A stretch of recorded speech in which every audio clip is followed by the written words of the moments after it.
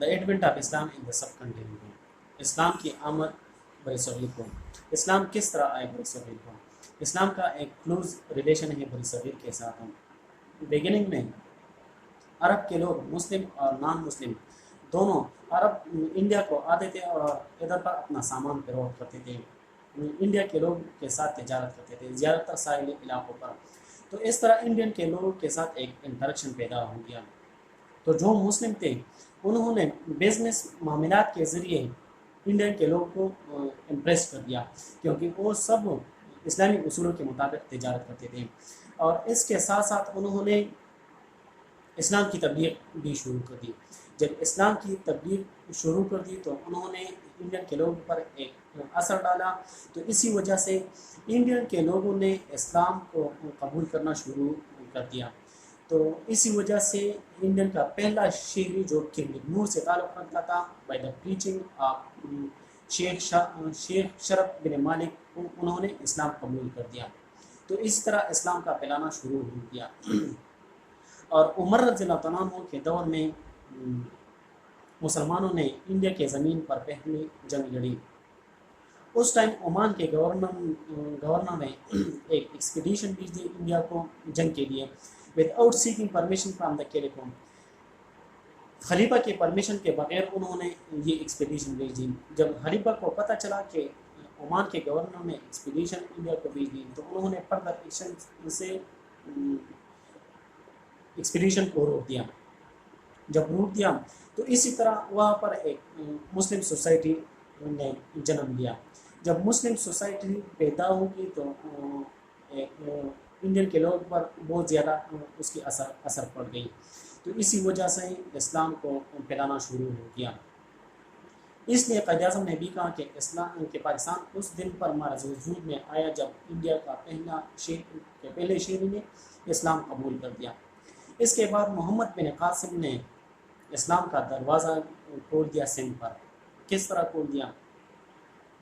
اس time راجہ طاہر جو ہندو roller تھا، سندھ کا رولر تھا، وہ مسلمانوں پر بہت ظلم کرتا تھا، اور مسلمانوں کا جو ڈائناسٹی تھا امیاد ڈائناسٹی، اس کا رولر تھا الملک بن عبد الملک۔ تو اس ٹائم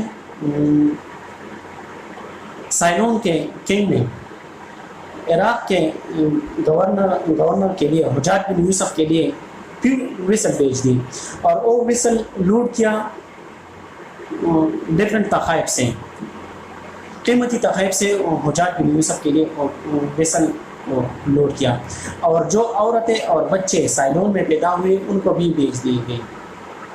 جب وہ بھیجے تھے تو ومن اور بچے، تو وہاں پر انڈیا میں راجہ طاہر کے ڈاکو نے اس ویسل پر اٹیک کر دیا۔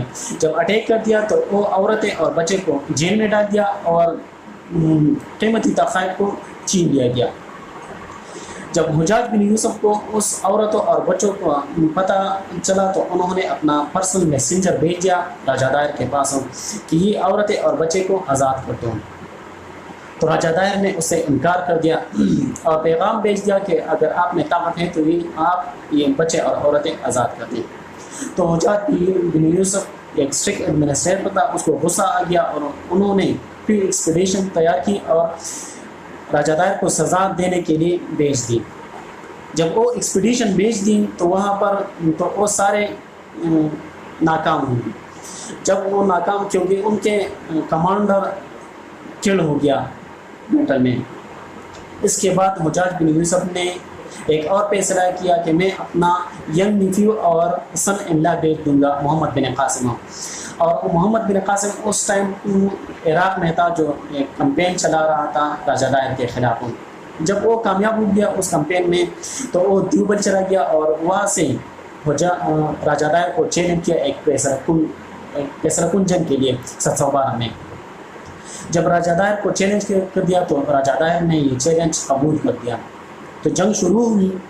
جنگ کے چھٹے دن پر راجہ طاہر کو مار دیا، کل کر دیا، اور اس کے بعد راجہ طاہر کی بیوی رانا بائی اور اس کے فوجی بھاگ گیا، جنگ کے میدان سے بھاگ گیا۔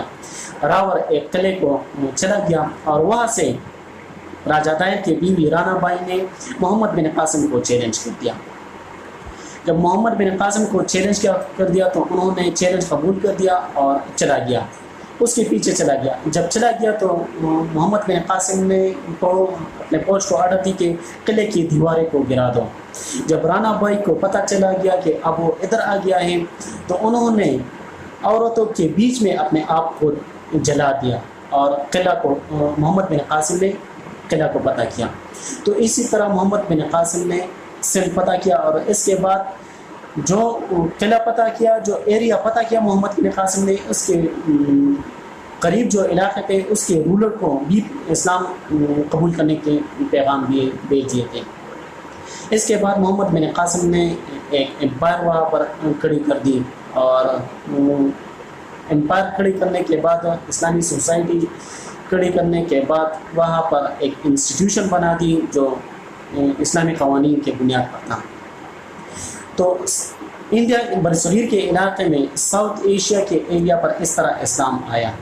پہلے مسلمانوں کے اخلاق کی وجہ سے آیا، اور اس کے بعد تلوار کے ذریعے سے آیا. اس کے بعد نارتھ ایریا کو غزنوی خاندان کی وجہ سے اسلام آیا.